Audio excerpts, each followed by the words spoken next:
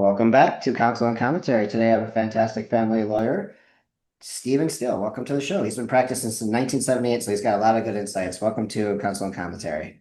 Well, thanks so much. I appreciate the opportunity. Appreciate it. What first inspired you to become a family lawyer? Well, I had some family issues myself, before I started law school, and this is something that intrigued me. One of the things about family law is what you find is you're working for people instead of for corporations. So when I'm talking to my clients, I'm not talking to an adjuster or somebody else working for a corporation. I'm dealing with people, and it's their children, it's their money, it's their family, and it's much more personable. Much more personal. So I'm intrigued with that. There's a lot more passion in this kind of work than there probably is in other areas of practice, I believe. Yeah, I agree with that. It's you're not dealing with big corporate with endless checks. What's the Right. most challenging case you've ever handled without breaking like any confidentiality? Um, in the early 1990s, I represented a gentleman, and he was accused of a um, a criminal offense against a 6-year-old daughter, and also going through a divorce at the same time, and the two were interrelated. I feel like I will never believe that he did anything wrong. So at that time, I was doing a good bit of criminal work. My first 10 years of practice, uh, I've been in practice for 47 years now. And my first 10 years of practice, I was a prosecutor twice, and I did a lot of criminal defense work. So back then, I was still pretty current with criminal work. So that case involved a uh, 1 week divorce trial followed by a 2 week criminal jury trial. Fortunately for all of us, he was acquitted of any kind of criminal wrongdoing, and the criminal in the divorce case came out satisfactorily, as satisfactory as it can for as much trauma as there was to a small child at that time. So that was the most challenging insofar as there being most personally at stake for my client in that case, involving both criminal work and divorce work. I've had others involving publicity, where the personal stakes probably weren't quite as high, but management of the case was pretty delicate. Yes. Speaking of divorce, what do most people misunderstand about divorce law? What a lot of people misunderstand is the importance of fault. It can be important, but it's not all inclusive in the areas of consideration by the court. What a lot of people misunderstand is the idea of equitable division of property that we have here in Georgia. The thinking that everything is divided equally, that's not necessarily true, and there's a lot of other factors that can go into the formula for figuring out what ought to be equitably divided. In a nutshell, without going into too many details, what's equitably divided is the marital estate, and what is included in the marital estate is something that's subject to a lot of question at trial, and it's influenced by a lot of the documents and the evidence that's presented at trial. So just going from the standpoint of everything, including things that you may have inherited or things that you had before the marriage, ought to be equally divided in terms of equally divided. That's just completely wrong. Another thing is the idea of custody and visitation with children. That's influenced by a number of other factors that people don't really. I'm talking about practical factors that would be involved, such as maybe work schedule, distance away from the other parent, and who ought to have the primary decision-making authority over several of the important child rearing issues. Those are things that people, you know, get confused about, and sometimes they don't completely understand what the necessary influences are in making the decision by the trial court. Speaking of, because you've been in the space for a long time, we've seen how things evolved and changed. How has the divorce process changed in the last past 10 to 30 years? What significant changes have you seen? Well, we have things like Zoom meetings. We have things like Zoom hearings. We have computers now. When I first started practicing law, it was pretty novel to even have a computer on your desk. In fact, I didn't for probably the first 10 years of my practice. And so things happen much more quickly now. Research is better and worse with the AI hallucinations. That's being tamped down on pretty quickly. Thankfully, it is, but things happen more quickly. Another thing that's happened is with the development of family law, there have become more rules. But because there are more rules, the time spent in preparing a family law case for trial has become lengthier and more complicated. And so, strangely, what you see is more rules being promulgated and enacted. And as people can afford legal work less, you have the more rules being followed less. So I get into a courtroom, especially with people who are pro se, that is saying not represented by an attorney. And a lot of times the rules are simply not followed, even though they're required to be there. And I'm trying to follow them the best I possibly can. What, this is a pretty interesting question. Do prenuptial agreements really help or do they create tension? What are you seeing in that regard? I think they help enormously. Now, I can't listen when I'm representing somebody and preparing a prenuptial agreement. Um, I recognize that while my first obligation is to my client and looking out for his or her best interest, I understand that they have another interest going along at the same time. That is, they're trying to get married and to not permanently alienate this person that they want to get married to. So that's what I find to be the biggest challenge in prenuptial agreements is I'm trying to represent my client, trying to work out something reasonable on behalf of my client, and I know that what he or she wants is to get this thing done so they can move on with another important, very important chapter in their life, which is starting a new life with somebody else. Um, Another thing that's really important with prenuptial agreements is anything that I write, any of my ideas, are no more important than the financial disclosure that goes along with the preparation of the prenuptial agreement. A prenuptial agreement written brilliantly by any lawyer is of no use whatsoever if the financial situation is not adequately disclosed to the other side. So that needs to be properly documented and accurately disclosed. It's a very important job that the client needs to understand. Yeah, that's some great insights there. I didn't know about that. What are some common mistakes people make during the divorce proceedings? Not hiring a lawyer soon enough. People wonder they'll coast along and wonder, gee, do I need a lawyer for this? I can tell you that if you're sued for divorce, you need to get a lawyer. Uh, do you have a right to represent yourself? Sure, you do.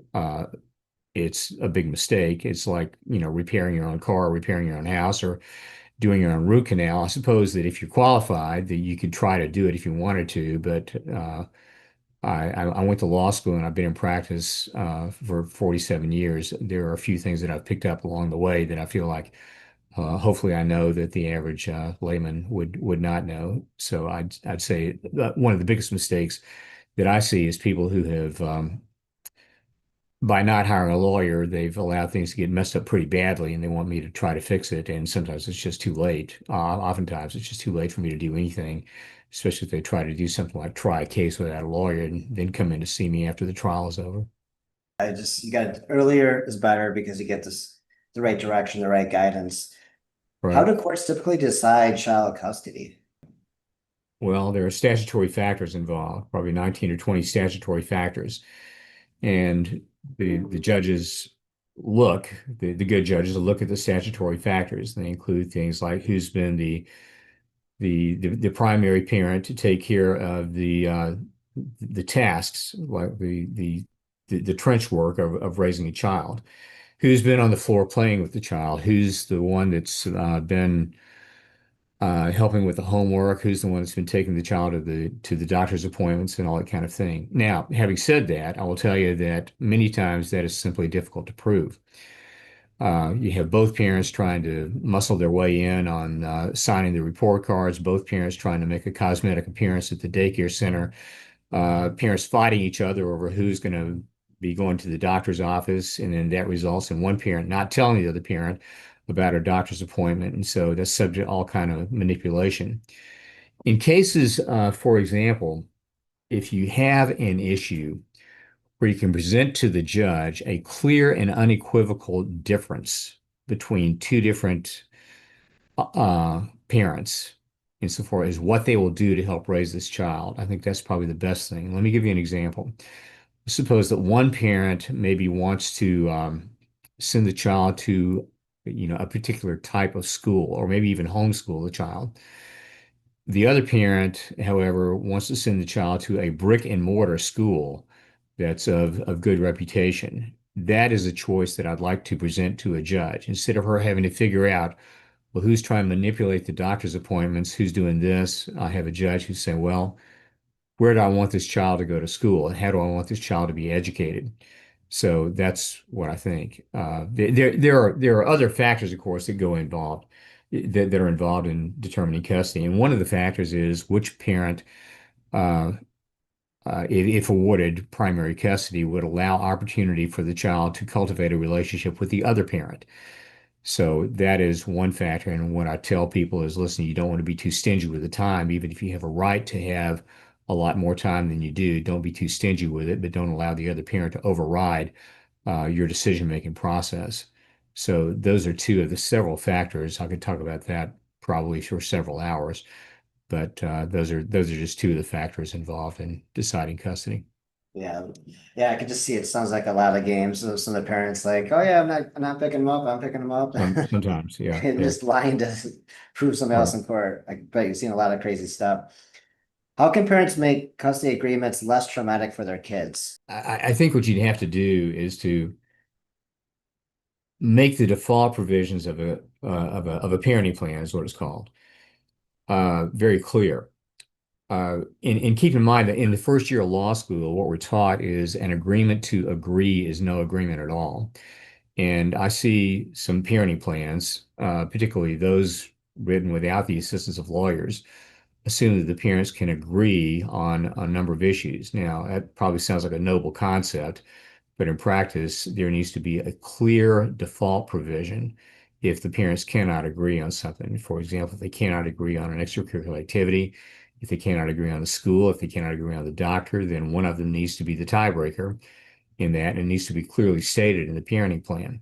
The amount of time that each parent spends with the child needs to be clearly stated in the parenting plan.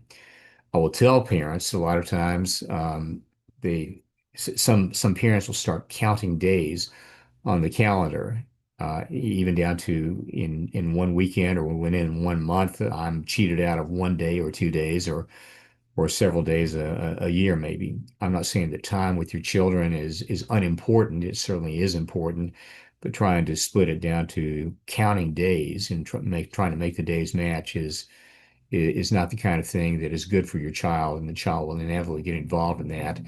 And the fights over shaving minutes or hours out of a day just to try to make things equal, just for the sake of making it equal.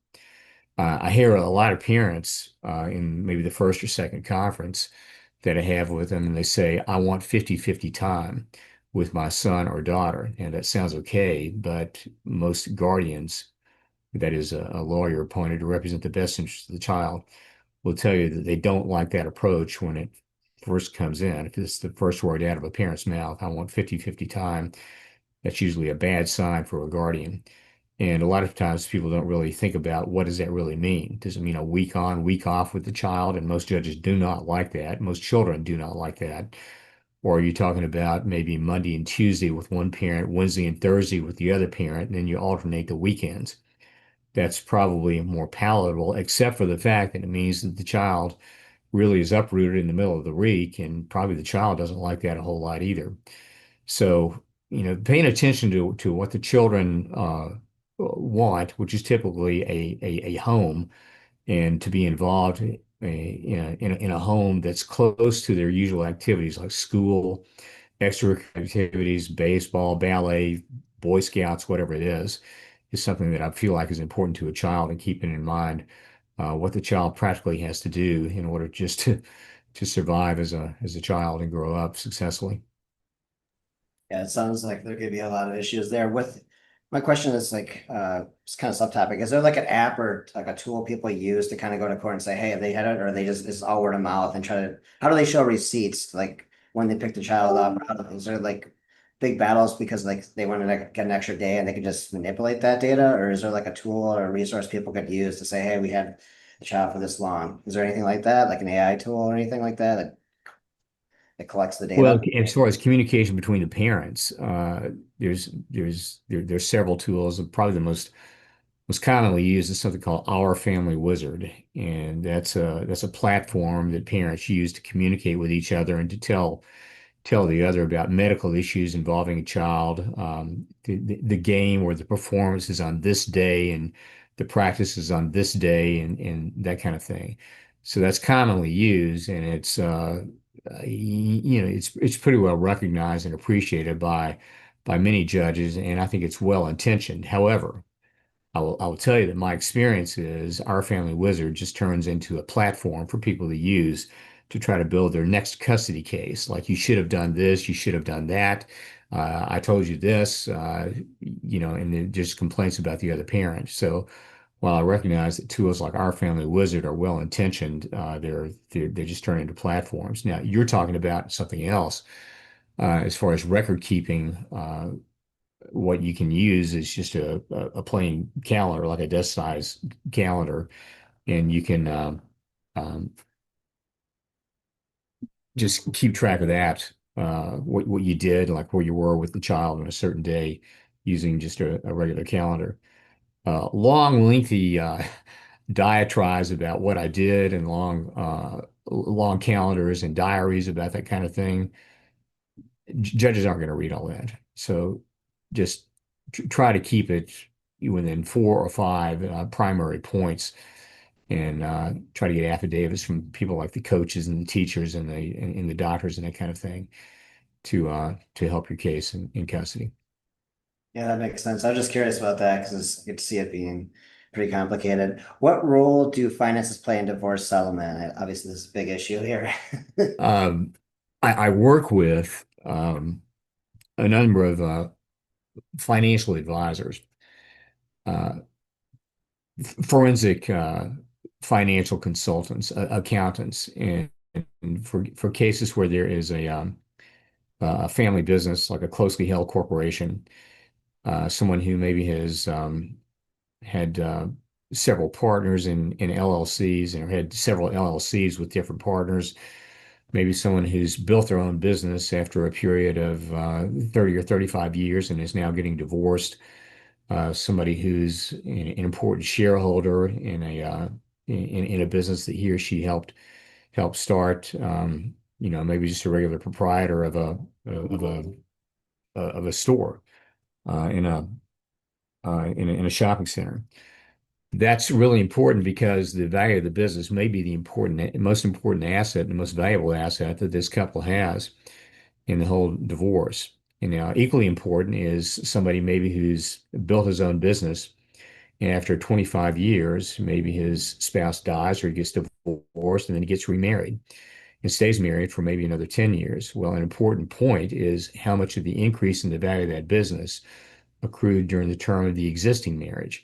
So that's a very important issue and a very valuable issue for both of the spouses.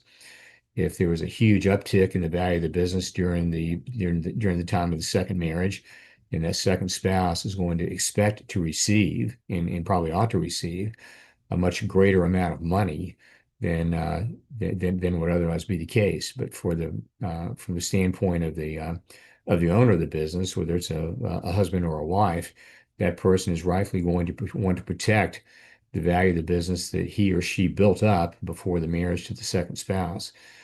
So that's an enormously important part of the divorce, and frankly, that's where a lot of the most intense work happens in preparation for divorce. And it's something that I feel like I do a pretty good job with. We are very good here about categorizing important documents, and I've handled cases with 30 or 40,000, up to, well, probably 60 or 70,000 documents, and include things like bank statements, a balance sheet, profit and loss statements, shareholder agreements, covenants not to compete.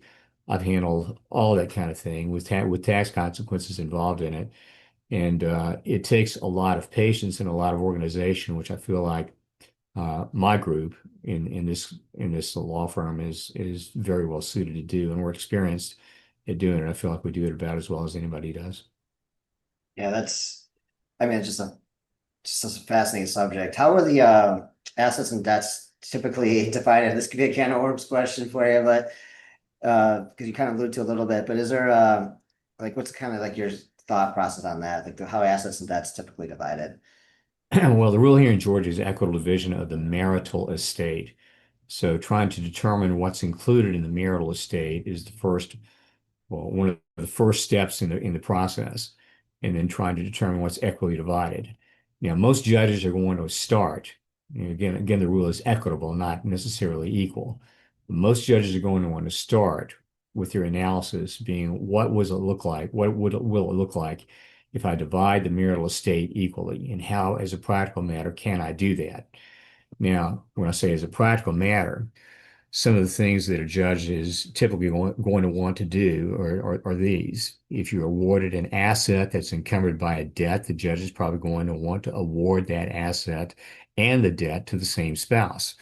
That's so that if the debt doesn't get paid, the asset's not repossessed by the creditor. So just as a practical matter, that's probably going to happen. If the debt is names only one of the parties as the obligor, then most judges are going to want to assign that debt to the named obligor and then try to make it up with an accommodating distribution of some other asset, a positive asset equal to half the amount of that debt to that same spouse. Um, Trying to pretend that uh, you can continue with a spouse who's not an owner of a company as maybe an employee of the company is not usually workable. I can't think of a case where it's ever been workable. So if you have owned a business, if you're operating a business, then probably that's going to be awarded to you, but you're going to have to pay for it. So what usually doesn't work is one spouse who's built a business just saying, well, she thinks it's worth that much. I'll just give it to her, and I'll be the one to retire and do nothing, or him, whoever the spouse is, because certainly there's plenty of females who build successful businesses. So that's usually what happens. I don't know if I'm answering your question exactly, but usually equitable division, I mean, the law is an equitable division of the marital estate. Most judges want to start their analysis is what does the 50-50 division of the marital estate look like? No, you're very concise. Appreciate that. What this would be kind of like a tip you would give to people. What should people know about protecting their finances before entering a marriage? Well, before the marriage, something that helps a great deal is a prenuptial agreement. If you're really interested in protecting maybe a house that's been in the family or a business that's been in the family for a long time, then it's best to get a prenuptial agreement and have that financial disclosure that I'm talking about is operative. Now, what I've seen in the last 10 years, probably more and more, would be use of trusts. There was a seminal case here in Georgia called Gibson versus Gibson several years ago, where that question was litigated, and it's possible to put assets into a trust either before or after the marriage, and you need to be careful the way you do that. But the assets within the trust can be shielded from distribution in a divorce.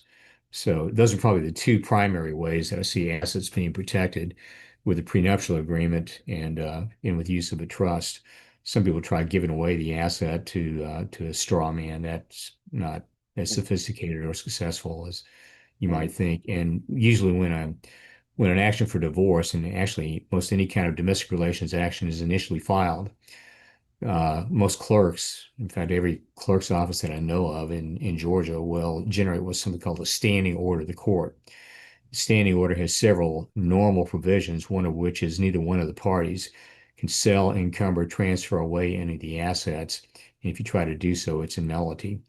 You know, practically speaking, if you give away something and spend all the money and waste it, then the money's gone. And I don't know that you can ever recover it. But at the time that the judge decides the equitable distribution of the remaining marital estate, what the judge can do is to figure, well, that 50,000 or $50 million that you wasted, I'm going to put that in your column and just pretend that it's there and distribute the remainder of the marital estate as if you already had that money that you took and wasted.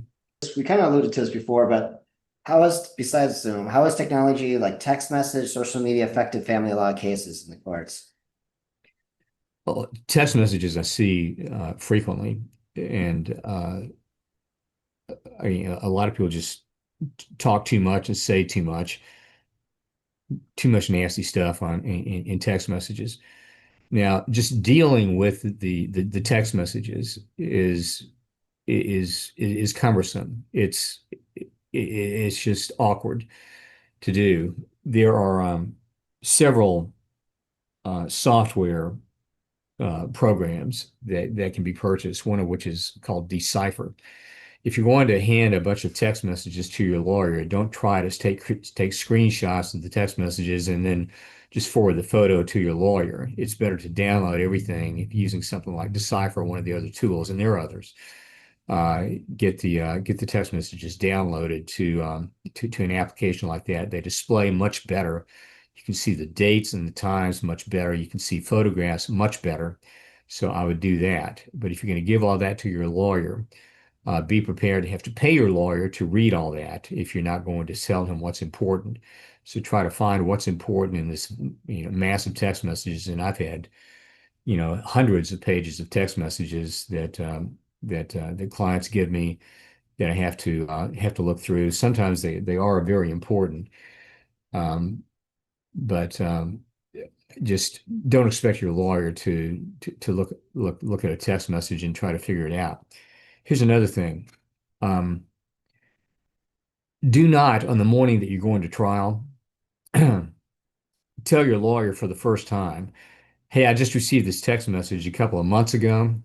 Do you think this is important?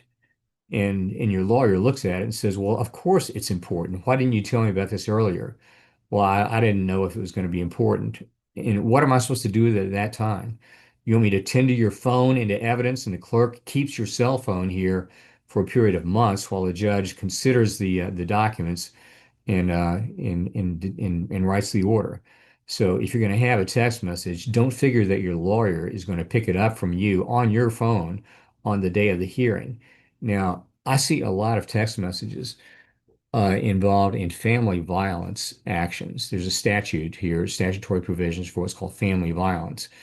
I don't know why it is, but text messages seem to be much more frequently seen in family violence actions. So get them to your lawyer and get them to him so that you can get them organized and present them in a sensible fashion as evidence at the time of the hearing. But just handing them to your lawyer on your cell phone on the day of the hearing isn't going to get it done. Yeah, Okay. that makes sense. This was, I think, would be pretty interesting. Are there new challenges with digital assets like crypto, Bitcoin, or online businesses and divorces?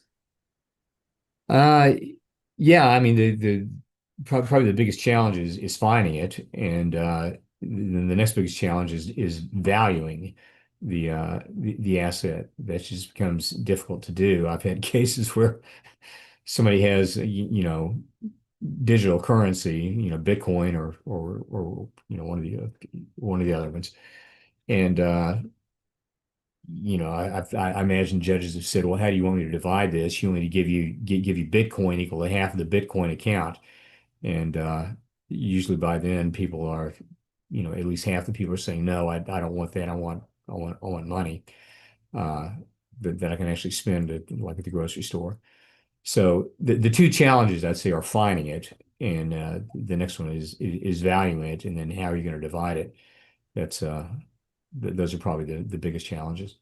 Yeah, I can imagine you have the hidden wallets, they don't tell the other partner. Yeah, Or yeah, somehow I sold it before a long time ago. right, right. And you can't, prove it at this point. What's one thing you wish everyone knew before getting married from a legal perspective?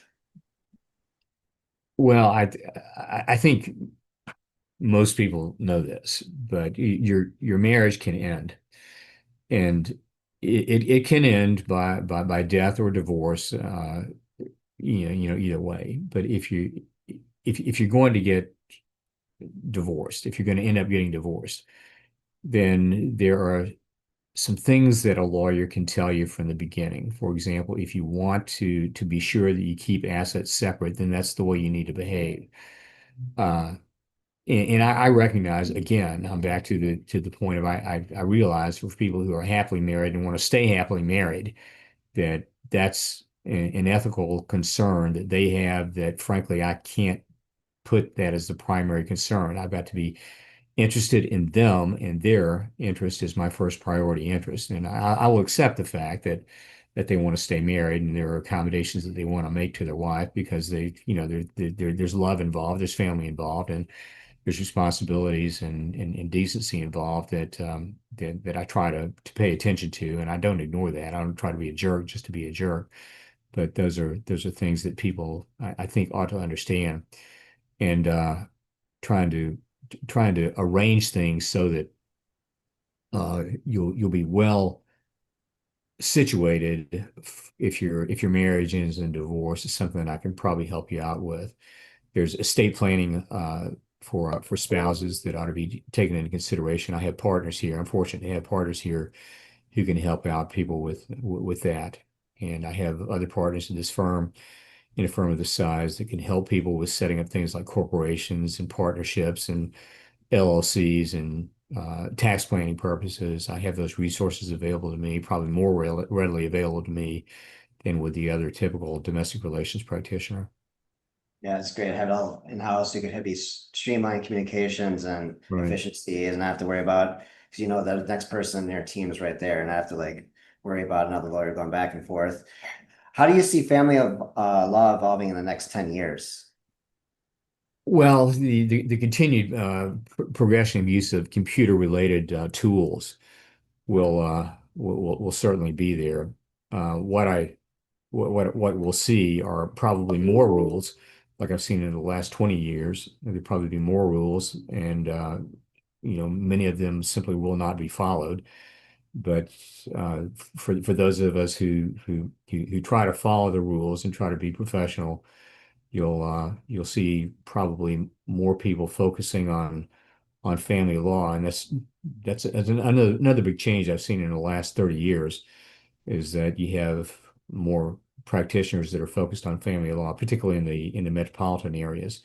In rural areas, you still have lawyers who necessarily need to do a variety of areas of practice, but I see more specialists in family law now than I did before, and I think that will continue to be true over the next 20 years, probably even more true. With you'll see probably family lawyers who specialize in custody cases, who specialize in dollars and assets, and family lawyers who specialize in helping parents in handling divorces of parents who have children with special needs and special challenges. I think that is an area of practice that needs to be developed, and there's certainly a need for it. Yeah, that's a quick question on that. Is it because the data shows there's more divorce, or just because people now just see that there's just more money involved that they could get, a piece of? Or is it both? Uh, Over the last 20 or 30 years, the fact that there have been more specialists in family law, I think it's just there's more family law cases with a wider variety of facets and a wider variety of issues that have to be decided. 40 years ago, you just asked me a question about Bitcoin. That was Yeah. unheard of 40 years ago. You asked me a question about text messages. There were no text messages 40 years ago. There may have been letters or cards or something like that. But with the proliferation of facts and possible issues, I think that there's going to be the need for people to know about those particular issues, and the need to know about those particular issues will become more intense and more specialized, I feel like. That makes sense. If you could change one thing about the legal system and family law, what would it be? Uh, I, uh, I don't know that I would change much.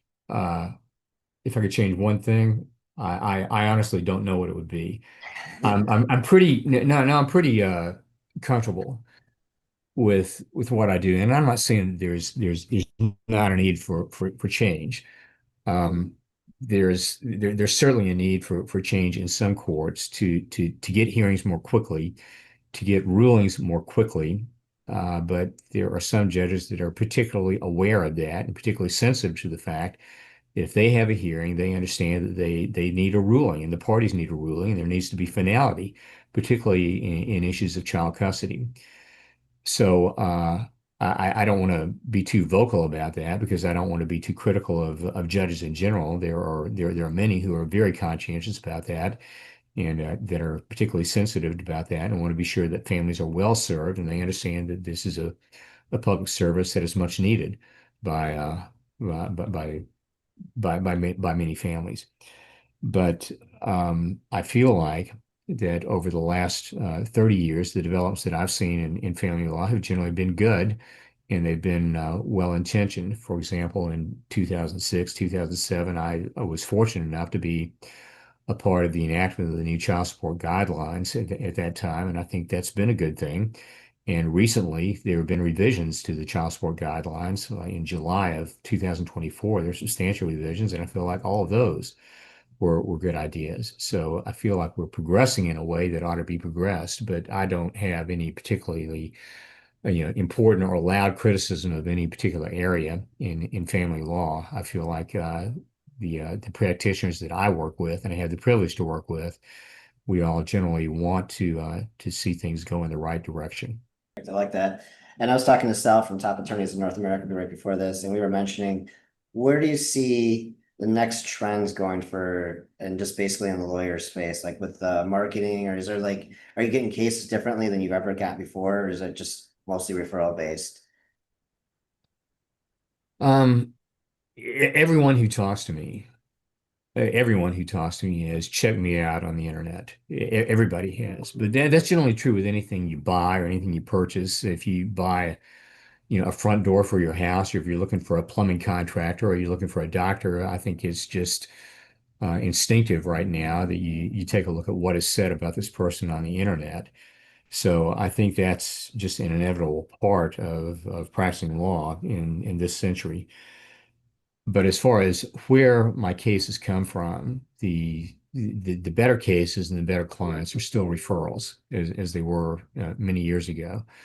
But I feel like this presence on the internet is something that's just necessary in order for you to survive. I think if I got the best referral that I could possibly get from the best lawyer or the best doctor or best other professional or best neighbor that I could possibly get, and that person couldn't check me out on the internet, they'd probably go to some other referral or seek out some other source that they could check out on the internet. So I feel like the best cases for me anyway will probably still continue to be referrals, but I expect for people to be able to look into me and to see what my qualifications and my experience are through some kind of public forum like this, or some other things like best lawyers or super lawyers or somebody else. Yeah, as we wrap this up, and we just alluded to the fact of online, where can people find out more about you and your firm? On our website is mijs.com. I'm fortunate to be a member of the firm of Moore Ingram Johnson Steele. We are based here in Marietta, but we have offices in 8 states now. And if you look at mijs.com, you'll see my photo. I'm one of the partners. I've been a partner here since 1988. We now have about 100 lawyers through all our other offices. My domestic relations department is pretty small. There are three of us here in the domestic relations department here in Marietta, and I'm very fortunate to be a member of this firm that practices in several areas. As I was mentioning, we have an estate planning department, a corporate department. A lot of our firm does workers' comp defense. We do litigation of all kinds, and you can find out more about me and my firm by looking at mijs.com and finding me on there and my associate in my department, some of the things that I've written, some of the programs that I've chaired. You'll find out plenty about me there.